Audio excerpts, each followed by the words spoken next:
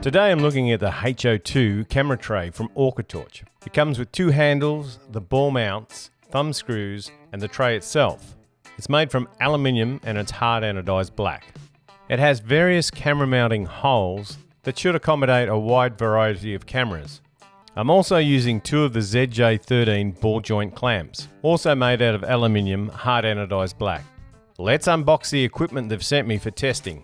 In this setup, I've got two D530V video lights, the camera tray with two handles that have the ball mount on top, the ball mount adapters for the D530 video lights, and two ball mount clamps.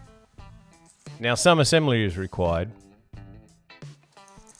The handles have thumb screws and there's a recess to engage over the head of a screw to stop the rotation.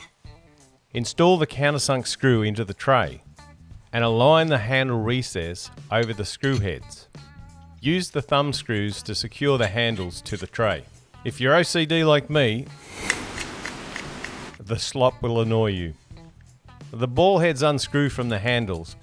There's no locking screws or locking nuts to stop the ball mounts coming loose.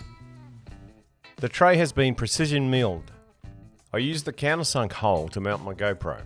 The tray is approximately 320mm between the handles and about 160mm high overall. The tray is 6mm thick.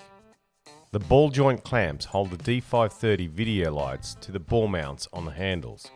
There's a limited range to the position of the video lights, but extension arms can be purchased. Overall, this is a good tray. With the D530 video lights, I thought it was a good setup to use with my GoPro. The screw for the GoPro mount is recessed, and I've just used a standard GoPro tripod mount. Now let's compare it to what I've been using. This RAM mount system is my most used setup, as it's compact and I can clip it off to my BCD if I'm not filming all the time. When filming, the system looks like this.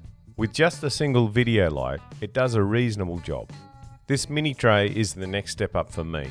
It's getting bigger and I tend not to use it a lot, just due to the size you've got to carry around underwater. With the purchase of my filter for the Dive Right BX2, I can now shoot video with two lights. It's a little Frankensteinish, but I'm just using what I own. The Perspex tray does bend a lot. The OrcaTorch tray and lights is definitely a more streamlined product and pretty easy to use. Now for some underwater footage. Here's a few shots taken with my GoPro using the OrcaTorch camera tray and two D530V video lights. I haven't stabilised any of the footage and you can see I'm not static in the water.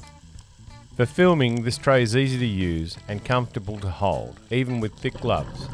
I've done a separate review on the D530V video lights. On my first dive, I had a few joints work loose, which was very annoying. So I grabbed some Loctite 243 and I applied it everywhere and left it for a week. Everything is tight now. The ball joints on the D530V video light adapter won't come undone. And I couldn't undo the ball screws from the handles. Any movement you see here is the clamp slipping. I even went to town on the thumb screws. I couldn't budge them at all. I had no issues with the second dive, everything stayed tight.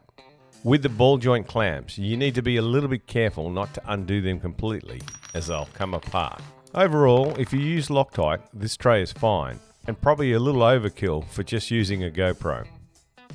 Cost of the tray is $85 or approximately 127 Australian dollars delivered. The ball joint clamps are $24 or 36 Australian dollars each. You can also order the Big Brother H01 tray system for $350 or approximately 525 Australian dollars. I hope you found this review useful.